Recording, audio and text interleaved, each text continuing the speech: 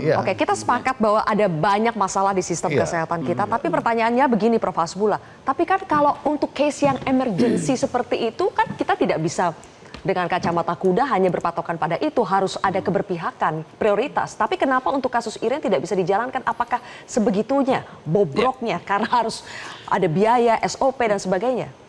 Ya, pertama-tama saya turut duka cita ke Pak Nel. Mudah-mudahan ini adalah kasus tumbal terakhir untuk kita bisa merombak, memperbaiki sistem kesehatan. Tadi disampaikan ada SOP tidak dijalankan. Saya tidak tahu persis SOP-nya seperti apa.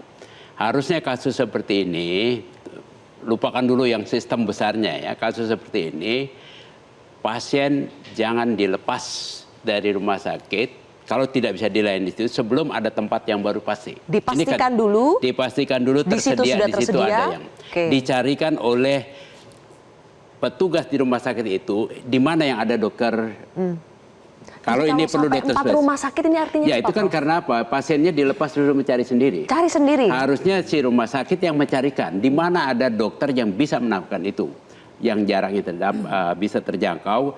Kalau sudah ada kepastian baru oke, Anda ke sana. Sementara pasien harus dirawat, dilayani di rumah sakit itu. Meskipun tidak ada tempat di sofa, yang penting tanda-tanda vital harus dijaga dulu. Ya, jangan sampai dia dilepas, pasien tidak punya pengetahuan apapun untuk itu. Jadi harus tetap diberikan bantuan. Ya? Bantuan dulu di situ. Ya, duit belakangan. Karena itu harusnya negara yang punya tanggung jawab.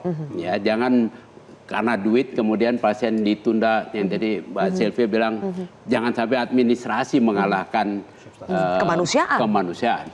Kita sudah seperempat abad lebih mengamandemen Undang-Undang Dasar di mana jelas di situ setiap orang berhak atas layanan kesehatan.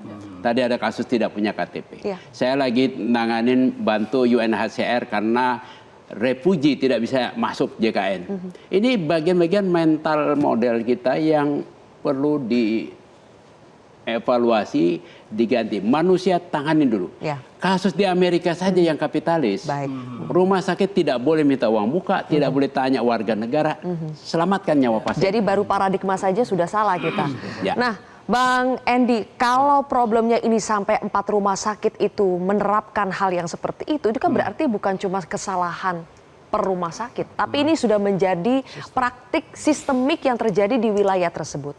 Kenapa ini bisa terus berulang? Nanti kita akan bahas pemirsa usai jeda.